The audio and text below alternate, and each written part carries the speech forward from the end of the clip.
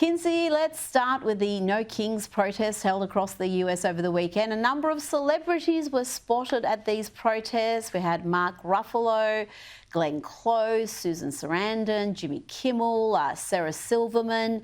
It's the usual suspects, I've got to say. No surprises there. Yeah, I mean, President Trump thrives off of this. The irony is that every time a celebrity publicly attacks him, he uses it as ammunition to reinforce his narrative. They hate me because I stand up to the elite.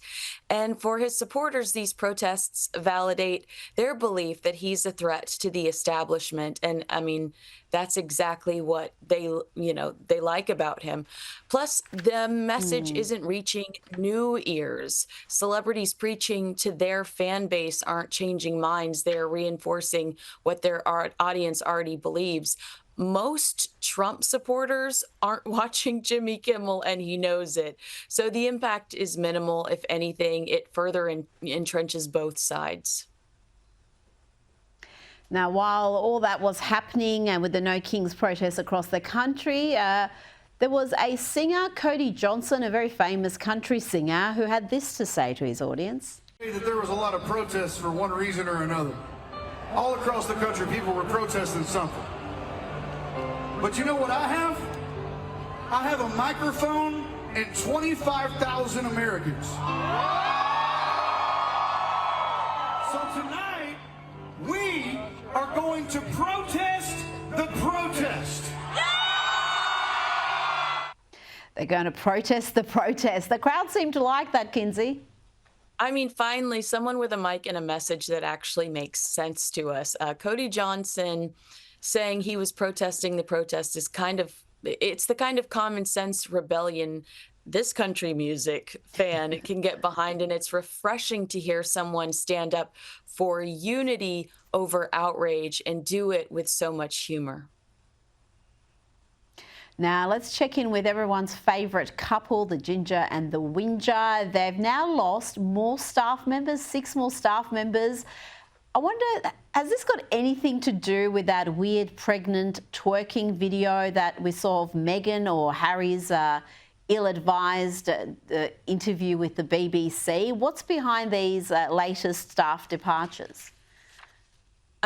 Surprisingly, the people behind the twerking video are still employed. I am curious to know if the person that helped arrange the BBC interview is still employed, because like you said, that was a wild misfire. But it's bad when working for the it's very bad when you're working for the world's most famous royal escape artists, and it's the one job everyone wants to escape. I think the constant turnover in Harry and Meghan's camp isn't just a PR issue, it's a leadership issue.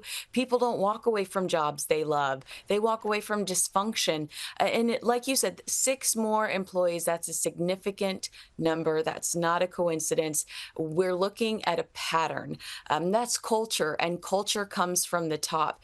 You can't build an empire, Meghan, when you're burning through your architects. No amount of branded coffee or curated Instagram posts can mask the instability behind the scenes. Now to my favourite royal, Kinsey, by far my favourite royal. I'd make him king tomorrow if I could. 7-year-old Prince Louie left royal fans in stitches on the weekend by putting on a bit of a display on the Buckingham Palace balcony during the Tripping of the Colours ceremony, prompting his older brother, Prince George, to try and calm him down. Kinsey, he seems to have worked out there that every time he waved, the crowd cheered much louder than they were, so he kept waving until the future king stepped in. It was so fun. I'm right underneath them. That's what I was doing this weekend in London, and it blew out my eardrums. Everyone yelling for little Louie, and absolutely, you could tell he just lit up when the crowd went wild and was going for more. But on a serious note, the king has cancer. Every day for him is a courageous fight. The Wales children really breathe something hopeful and exciting into the future of the monarchy, and Prince Louis is precious and carefree and always gives us something to look forward to. I'm with you. I absolutely love him. Now let's turn to the US, and one of Diddy's most vocal supporters, Kanye West, showed up at the disgraced music mogul's trial in Manhattan wearing all white, but Kinsey only hung around for about half an hour. What a bizarre PR stunt. You know, I truly think that he was disappointed when they wouldn't let him in the courtroom. As you can imagine, to get seats inside this courtroom is a nightmare. And so he was put in one of the overflow rooms, but not the most popular overflow room. He was put in like an extra overflow room and almost immediately leaves. To me, it looks just like another one of his bizarre PR stunts. And you are who you associate with. I want nothing to do with either of these two men.